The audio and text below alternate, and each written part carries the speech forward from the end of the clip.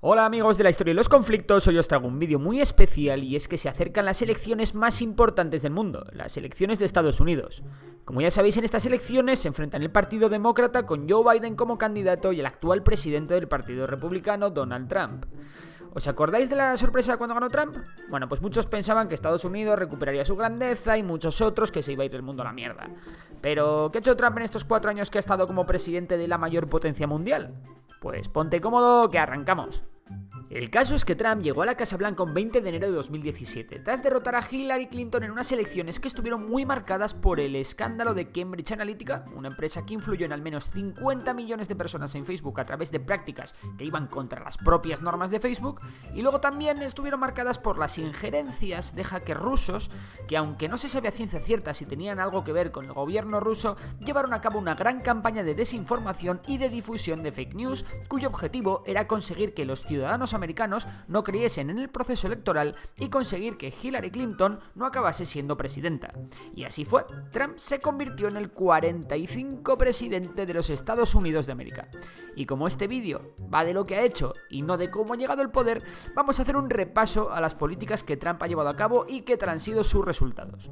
Empezamos con política exterior. La política exterior de un país es súper importante, pero si eres el país más poderoso del mundo, con permiso de China, tu política exterior es aún mucho más importante. Y aquí con Trump, pues bueno, lo dejaremos en luces y sombras.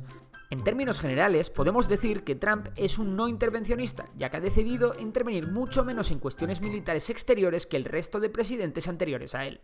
Tampoco se le han caído los anillos para reunirse con presidentes de Rusia, China o Corea del Norte. De hecho, lo de este último es algo completamente histórico. Sin embargo, Trump canceló el deshielo de las relaciones con Cuba, que sigue sufriendo el embargo norteamericano a pesar de que Obama había anunciado que lo levantaría. Las relaciones con Rusia parecen que iban a mejorar con Trump, pero finalmente incluso han empeorado. En Afganistán aumentó la presencia militar estadounidense y en una demostración de fuerza lanzó la llamada madre de todas las bombas por primera vez en la historia. Respecto al conflicto Israel-Palestina, lo más sonado fue que Estados Unidos reconociese a Jerusalén como capital de Israel, lo que provocó la felicidad y el jolgorio en los israelíes y el cabreo del mundo árabe. Respecto a Corea del Norte, tras alcanzarse una gran tensión entre ambos países, finalmente las cosas se calmaron, y las dos Coreas parecen estar más cerca que nunca. Trump cruzó durante unos segundos la frontera de las dos Coreas, convirtiéndose en el primer presidente de los Estados Unidos en pisar suelo norcoreano.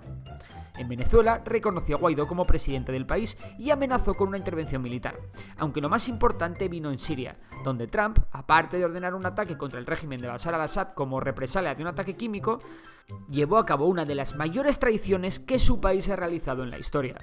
Hablamos de la traición al pueblo kurdo. Os lo explico por encima. Estados Unidos se alió con los kurdos sirios para acabar con el ISIS. Estados Unidos ponía las armas y los aviones y los kurdos la sangre y los muertos. El caso es que en cuanto el ISIS fue derrotado, Turquía, enemigo de los kurdos de toda la vida, invadió a los kurdos sirios y Estados Unidos, en vez de protegerles, anunció la retirada de tropas de Siria. Aunque en la práctica Estados Unidos sigue en Siria, ya hay partes del Kurdistán sirio ocupadas por Turquía y sus proxies. Tras esta traición, Mattis, secretario de Defensa de los Estados Unidos, dimitió. Vamos con la economía. Si algo define la presidencia de Trump a nivel económico es una palabra: proteccionismo. Trump se ha dedicado a poner aranceles o amenazar con poner aranceles a todos aquellos que hacían algo que a Trump no le gustaba. De hecho, a los pocos días de llegar a la Casa Blanca, Trump anunció que Estados Unidos se retiraba de las negociaciones para un tratado de libre comercio con un montón de países del Pacífico. También criticó duramente el Tratado de Libre Comercio de América del Norte y anunció la imposición de unos aranceles altísimos a México y sobre todo a China, la cual respondió anunciando más aranceles para Estados Unidos, y entraron en una espiral de amenazas y negociaciones que se ha conocido como la guerra comercial. De hecho, en España no nos hemos librado, ya que Estados Unidos anunció en 2019 aranceles al vino y aceite españoles. Otras medidas económicas importantes fueron la reducción del impuesto de sociedades al 21%, reducir los niveles de los impuestos personales, aumentar el crédito tributario por hijos o duplicar el umbral de impuesto al patrimonio a 11,2 millones de dólares.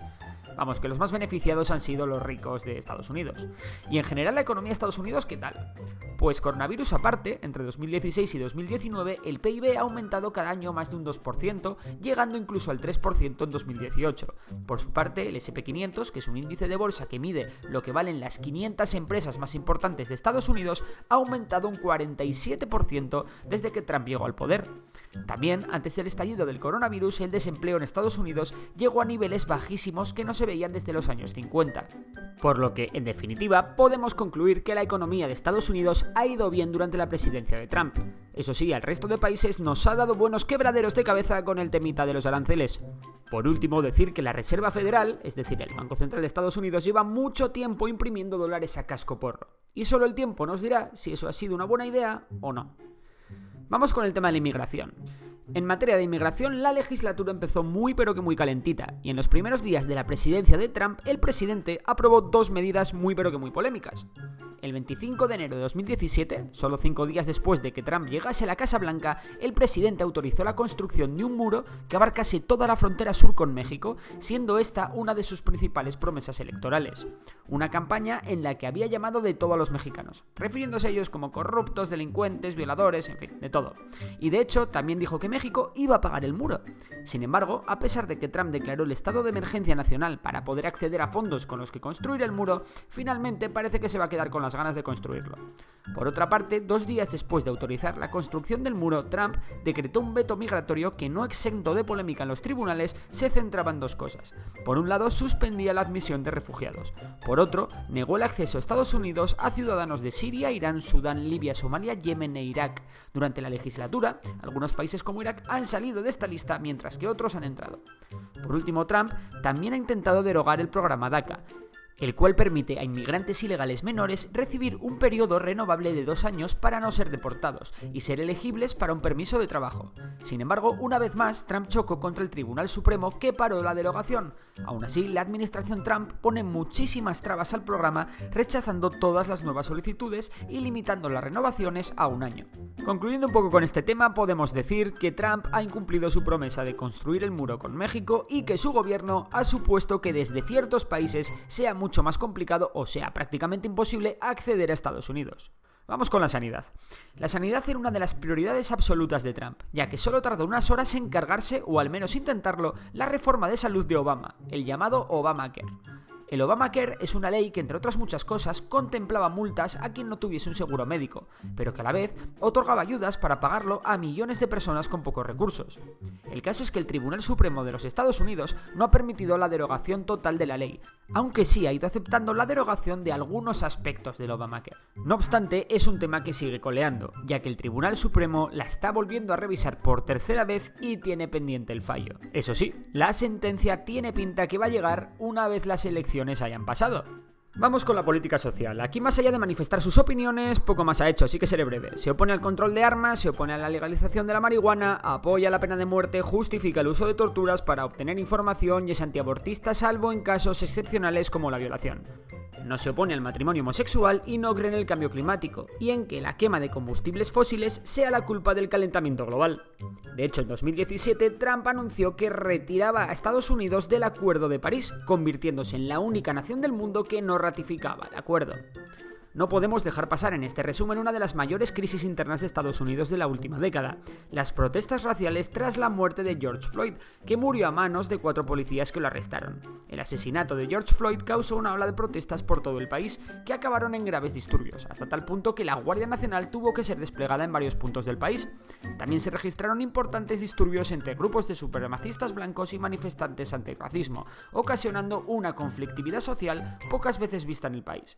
La Casa Blanca, aunque se pronunció en contra de los manifestantes y del movimiento Antifa, sí expresó su intención de prohibir que los policías puedan agarrar por el cuello, salvo si estos ven peligrar su vida, y se pronunció a favor de utilizar armas menos letales. Y ahora vamos con el salseo, los escándalos. Pero si por algo se ha caracterizado la primera legislación de Trump, no ha sido por otra cosa que por sus múltiples salidas de tono, que os ahorraré en este vídeo, y sobre todo los múltiples escándalos que han sacudido la figura del presidente. Ya os he hablado de todo el tema de los hackers rusos y Cambridge Analytica, pero es que hay más. Por ejemplo, ejemplo, en 2018, la fiscal general de Nueva York anunció la disolución de la fundación Donald J. Trump por un patrón de ilegalidad durante la campaña presidencial de 2016, pero sin duda el más importante fue el que provocó un intento de impeachment. Es decir, que le intentaron destituir, algo que en la historia solo ha ocurrido 4 veces. ¿Y por qué? Pues porque se descubrió que Trump había utilizado su cargo de presidente para un asunto bastante turbio.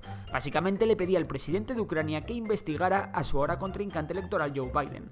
A cambio, Trump aseguraba que enviaría a Ucrania una ayuda militar de $250 millones para la guerra entre Ucrania y los separatistas prorrusos. Y ya solo nos queda hablar de nuestro amigo el COVID.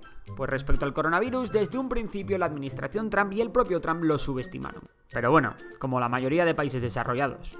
Sin embargo, la postura de Trump destacó por oponerse al uso de mascarillas y sobre todo por pedir insistentemente el fin de los confinamientos en los diferentes estados de Estados Unidos, dando prioridad a las cifras económicas ante las cifras sanitarias. Si bien es verdad que Estados Unidos lidera los rankings de muertes totales y casos diagnosticados, existen países que tienen datos por habitante peores que los estadounidenses. También destacó la postura de Trump de culpar a China por la pandemia del coronavirus, refiriéndose en muchas ocasiones al COVID como el virus chino, lo que ha valido las quejas diplomáticas del gigante asiático. Pero sin duda, el gesto más simbólico de Estados Unidos durante la pandemia fue la decisión de retirar a Estados Unidos de la Organización Mundial de la Salud por considerar que la organización estaba al servicio de China. Así que bueno, esta es toda la información, vuestras son las conclusiones y por mi parte es todo. ¿Qué más hubieses incluido tú en este resumen? ¿Qué tal ha sido para ti la labor de Trump en estos 4 años? Bueno, pues nos vemos en los comentarios. Si te ha gustado el vídeo ya sabes que puedes suscribirte al canal, darle a like, seguir a Memorias de Pez en Facebook, Twitter e Instagram y apoyar el canal en Patreon. Y por lo demás nada, un saludo y hasta la próxima.